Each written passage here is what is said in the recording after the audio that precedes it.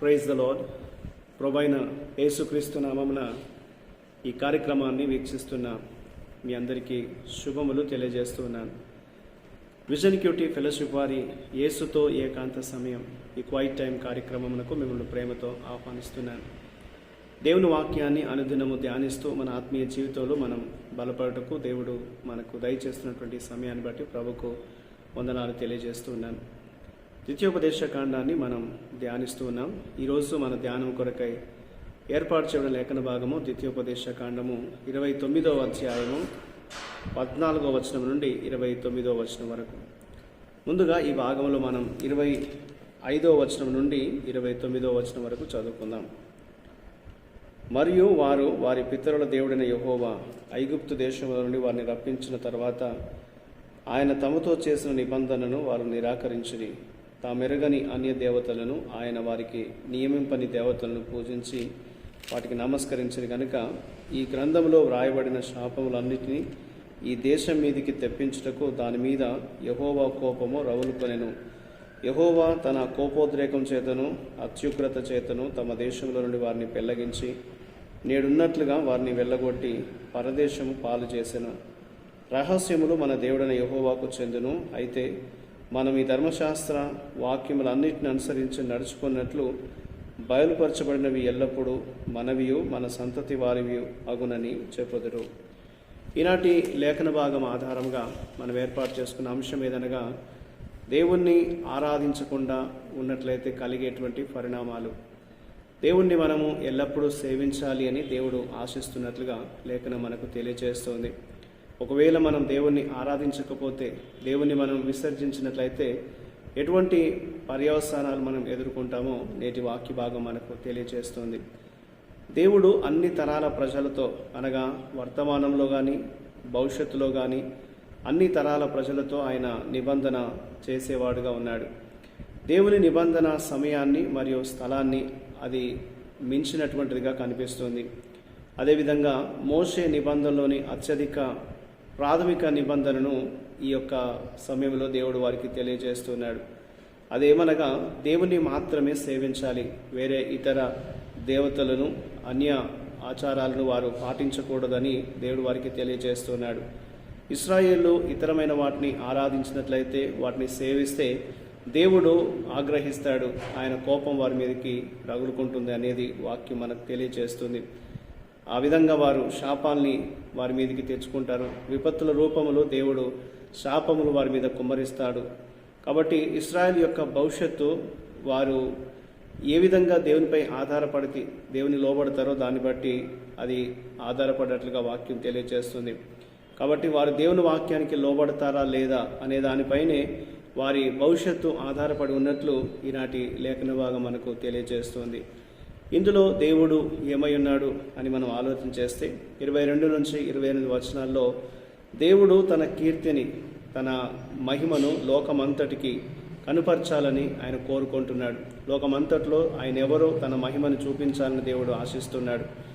ప్రపంచానికి దేవుని యొక్క గౌరవాన్ని, దేవుని యొక్క మహిమను ప్రదర్శించాలని లక్ష్యంతో ఉన్నటువంటి ఇశ్రాయేల్ ప్రజలు దేవుని నిబంధనకు అవిధేయత చూపించినట్లయితే దేవుడు వారికి శిక్ష విధించాల్సి వచ్చింది. దేవుడు ఇశ్రాయేల్ను శిక్షించవలసి వచ్చినప్పటికీ కూడా తన పరిశుద్ధతను మరియు తన నీతిని దేవుడు కాపాడుతాడు. దేవుడు మనందరినీ కూడా తన మహిమ కొరకు పిలిచాడు అనేటువంటి విషయాన్ని మనం గుర్తించాలి. అయితే మనం ఏ రీతిగా దేవుని యొక్క మహిమను, ఆయన కీర్తిని లోకంలో మనం చూపించగలుగుతున్నామో మనం పరీక్షించుకోవాలనేది దేవుడు మనకి ఈ లేఖనం ద్వారా జ్ఞాపకం చేస్తున్నాడు. మనం యథార్థంగా దేవుణ్ణి ఆరాధిస్తే, ఆయన సేవించడం మానేయకుండా ఉన్నట్లయితే దేవుని యొక్క మహిమను ఈ లోకానికి చాటించగలుగుతామనేది దేవుడు మనకు జ్ఞాపకం చేస్తున్నాడు. 29వ వచనాన్ని మనం ప్రత్యేకంగా ఆలోచిస్తే, దేవుడు కొన్ని విషయాలను రహస్యంగా దాచినప్పటికీ ఆయన వాక్యం ద్వారా మనం ఎలా జీవించాలో దేవుడు మనకు స్పష్టంగా తెలియజేశాడు. మనం ఆయన వాక్యాన్ని అనుసరించి సరి అయినటువంటి విధానంలో సరిగ్గా దేవుణ్ణి ఆరాధిస్తూ జీవిస్తే దేవుడు మనకు అనుగ్రహించినటువంటి ఆ యొక్క మేలులు మనం పొందుతూ ఉంటాం అనేది దేవుడు జ్ఞాపకం చేస్తున్నాడు. దేవుడు రహస్యంగా ఉంచిన వాటిని, లేక దేవుడు దాచిపెట్టిన వాటిని చూడడానికి ప్రయత్నించడం మానేయాలి. కానీ అందుకు బదులుగా దేవుని యొక్క వాక్యం, బైబిల్ గ్రంథంలో ఏవైతే స్పష్టంగా వెల్లడి చేయబడ్డాయో ఆ స్పష్టంగా వెల్లడి చేయబడిన ఆయన చిత్తానికి మనం కట్టుబడి ఉండాలి. ఆయన బయలుపరిచినటువంటి ఆయన చిత్తానికి మనం లోబడితే దేవుడు మనల్ని ఆయన కృప ద్వారా ఆశీర్వదిస్తాడనేది వాక్యం జ్ఞాపకం చేస్తుంది. కాబట్టి దేవుని యొక్క దాచబడిన చిత్తాన్ని కనుగొనడానికి ప్రయత్నిస్తున్నప్పుడు మనం కొన్ని పర్యాయాలు వెల్లడి చేయబడినటువంటి దేవుని చిత్తాన్ని నిర్లక్ష్యం చేసే వారంగా ఉంటాం. కాబట్టి మనం బయలుపరచబడినటువంటి దేవుని యొక్క ఆలోచనని, దేవుని యొక్క చిత్తాన్ని మనము పాటిస్తూ దేవుని కొరకు మనం జీవించాలి.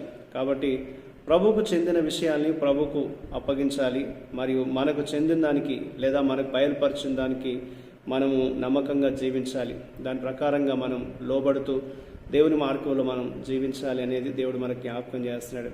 కాబట్టి దేవుణ్ణి విడిచిపెట్టి వేరే మార్గంలో నడిస్తే ఎటువంటి పరిణామాలు వస్తాయో ఈనాటి వాక్య భాగం మనకు జ్ఞాపకం చేస్తుంది. దేవుడు మనల్ని నిరంతరము దీవించాలి అని అంటే, ఆయన కృపలో దేవుడు మనల్ని జ్ఞాపకం చేసుకుంటూ కాపాడాలని అంటే మనం నిరంతరం ఆయన మాట వినాలి, ఆయనకు లోబడాలి. ఏదైతే దేవుడు మనకు బయలుపరిచాడో దానికి మనం విధేయత చూపించినట్లయితే దేవుని కృపకు మనం పాత్రలమవుతూ దేవునిలో వర్ధిల్లుతామనేది దేవుడు మనకి ఈ వాక్యం ద్వారా జ్ఞాపకం చేస్తున్నాడు. ఆ రీతిగా మన అనుదిన జీవితంలో దేవుడు తన చిత్తానుసారంగా మనల్ని నడిపించినట్లు దేవుని సహాయాన్ని కోరుతూ మనం ప్రార్థన చేద్దాం.